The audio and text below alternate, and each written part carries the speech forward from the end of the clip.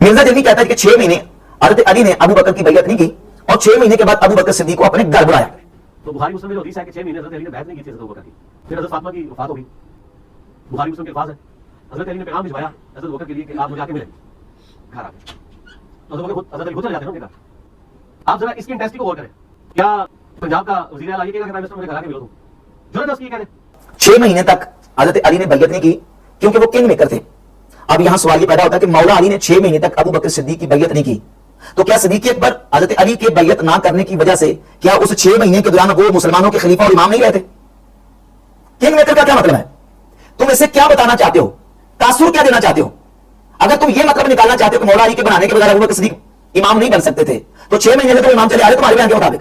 6 महीने से मुहाजिरीन और अंसार ने तो अबू बकर सिद्दीक को अपना खलीफा और इमाम मान लिया। वो मस्जिद नबी में नमाज़ें पढ़ा रहे थे और दीगर उमूरे मुस्लिमीन जो हमको सर अंजाम दे रहे थे और अपने फर्ज मंसबी को अदा कर रहे थे। 6 महीने तक तो वो करते रहे। क्या